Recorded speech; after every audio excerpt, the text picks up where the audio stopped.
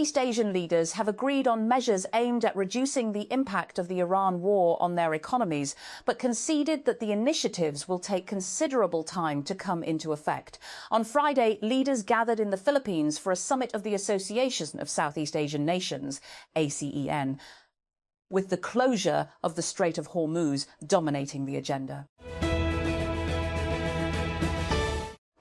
United States President Donald Trump says there will be a 3-day ceasefire in the war between Russia and Ukraine. Posting on Truth Social on Friday, the US leader said the truce would last from Saturday to Monday. And 4 people have been convicted in the United States in connection with the 2021 assassination of Haitian President Jovenel Moïse. Arcangel Pretel Ortiz, Antonio Intriago, Walter Ventimilla and James Soliges were found guilty on Friday of conspiring to kill or kidnap Moïse, whose assassination left a political vacuum in the Caribbean nation that has compounded overlapping security and humanitarian crises. And Libya's largest operational oil refinery at Zawiya has been shut down and an emergency declared following fighting between armed groups nearby. The National Oil Corporation, NOC, and Zawiya Refining Company announced a precautionary halt to operations and evacuated employees from the oil complex and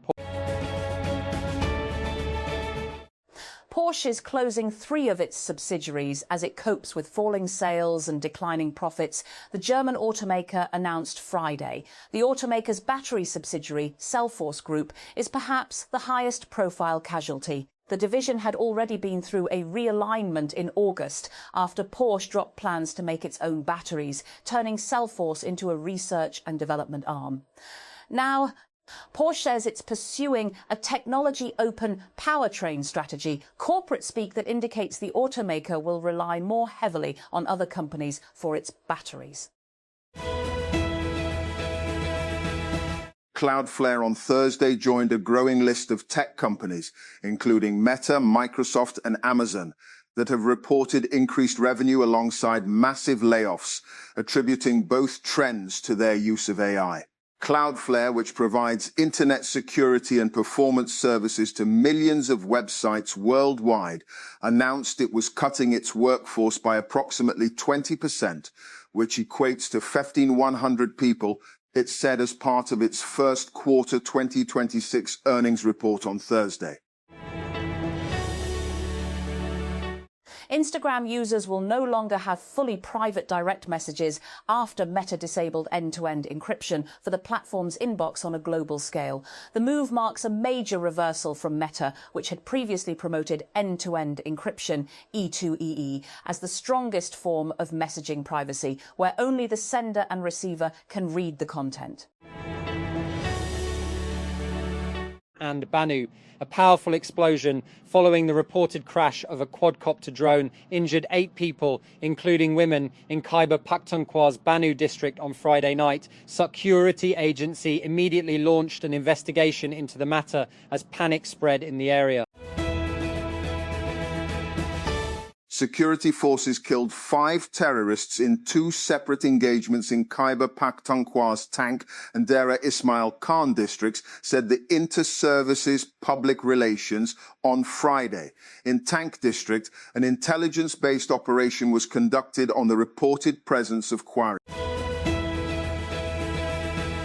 The government raised the price of petrol by 14.92 per litre and that of high-speed diesel, HSD, by 15 on Friday. Following the increase, the price of petrol stands at 414.78 per litre and HSDs at 414.58.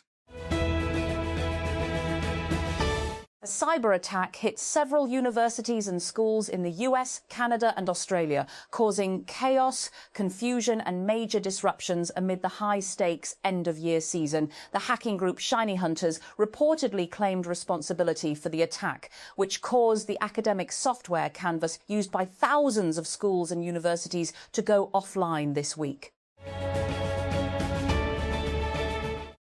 For years, Russia's Victory Day parade has symbolized the country's military strength and power, with a dazzling display of heavy military equipment and a stream of visiting dignitaries. This year, things will look very different.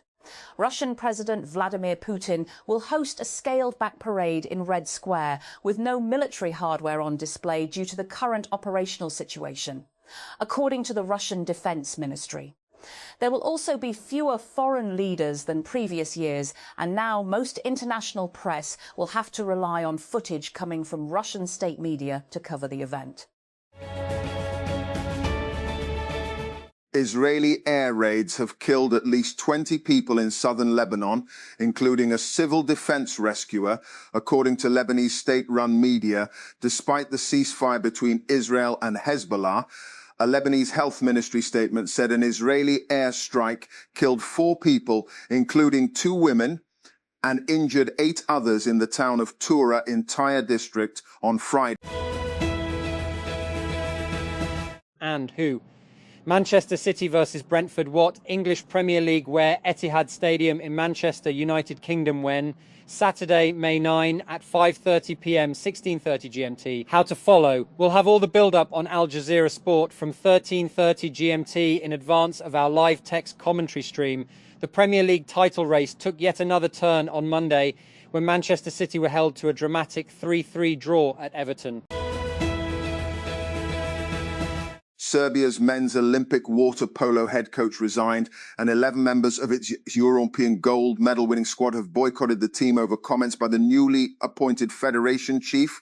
The sports body has confirmed the crisis comes after Serbia, among the world's leading water polo nations and gold medal winners at Paris 2024, failed to qualify for July's World Cup finals in Sydney. And Poland's intelligence service said it detected attacks on 5 water treatment plants where hackers could have taken control of the industrial equipment inside, including, in the worst case, tampering with the safety of the water supply. And the story is relevant beyond Poland's borders. US water infrastructure has faced similar threats in recent years. In 2021, a hacker briefly gained access to a water treatment plant in Oldsmar and Florida and attempted to increase the level of sodium hydroxide, a caustic chemical, to dangerous levels. The FBI in the US and Cybersecurity and Infrastructure Security Agency, CISA, have since warned that water utilities remain a soft target for foreign hackers. And the National Highway Traffic Safety Administration, NHCA, has opened an investigation into Avride, a robotaxi company that has partnered with Uber, after identifying more than a dozen crashes and 1 minor injury. And the Safety Regulator's Office of Defectverkerslegislation, ODI, said all 16 crashes that it has identified have to do with the competence of Avride's self-driving system, which has apparently struggled with changing lanes and responding to other vehicles in the same lane and responding to stationary objects.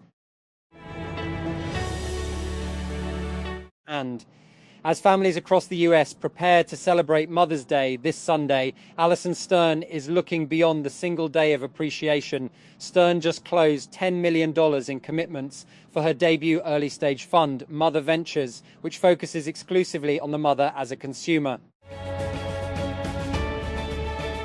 And sustainability is rapidly becoming one of the most important priorities for industries across the world, and Master Group continues to lead with a long-term vision centered on responsible growth and environmental stewardship. And through its renewable energy vertical, Master Wind Energy, the group has achieved a major milestone by operating as a carbon-negative company, reinforcing its commitment to building a cleaner and more sustainable future for Pakistan. And Master Group's investment in renewable wind energy reflects a strategic approach toward reducing environmental impact while supporting the country's evolving energy landscape.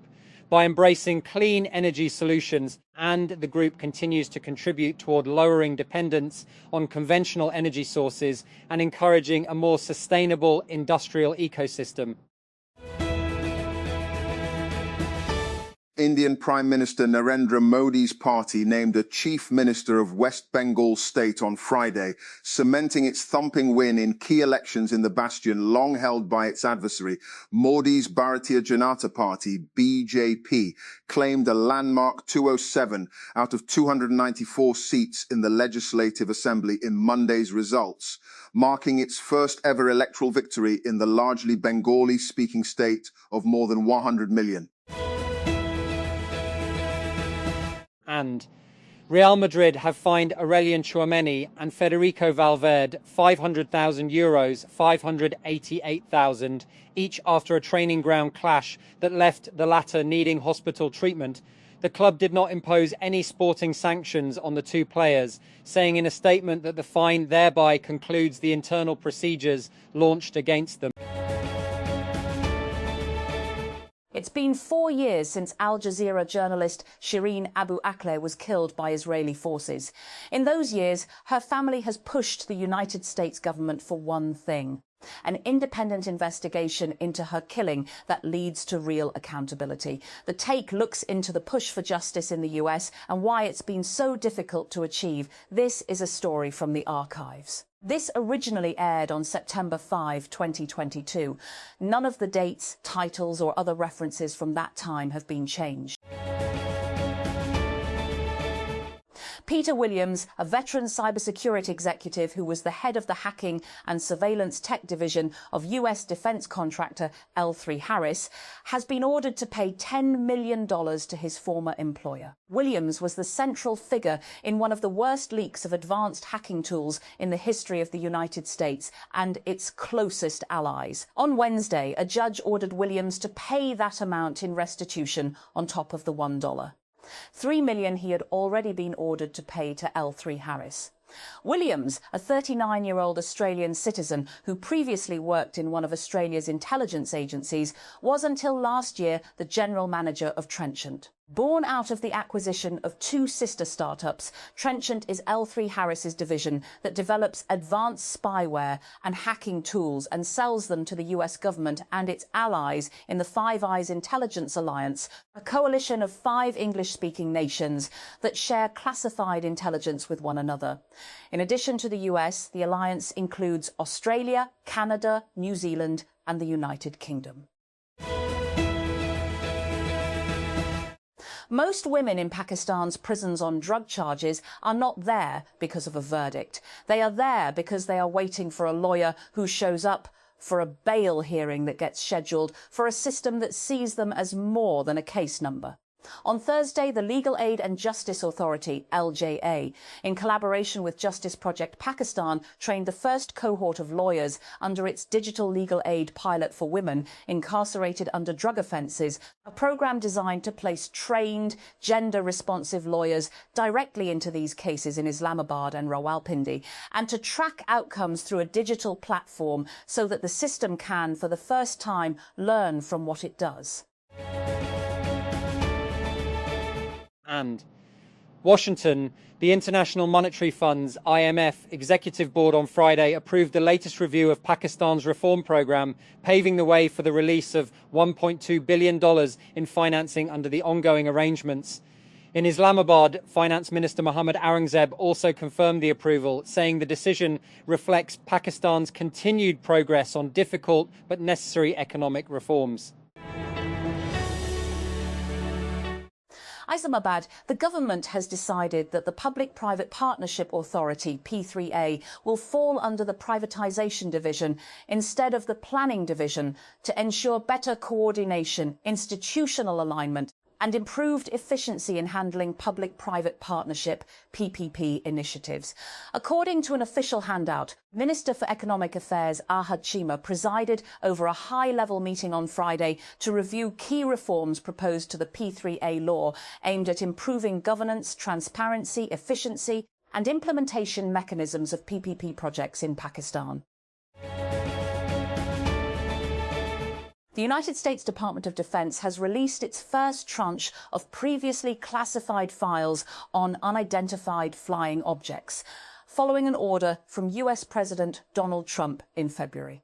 The release on Friday contained 162 files dating back decades, including documents from the FBI, the Department of State, and the US space agency, NASA.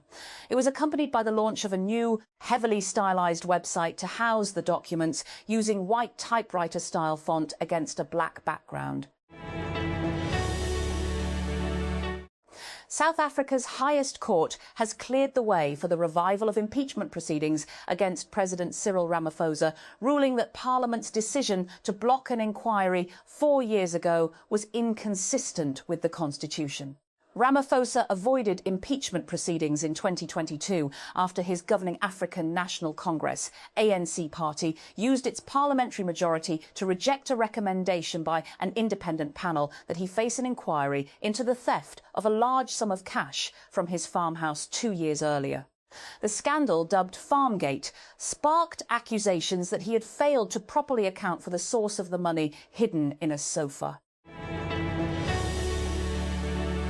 And Glasgow, United Kingdom voters in England's local council elections have delivered a damning verdict of Labour as it took hundreds of seats from the UK's governing party, and in what is seen as another major blow for Prime Minister Keir Starmer.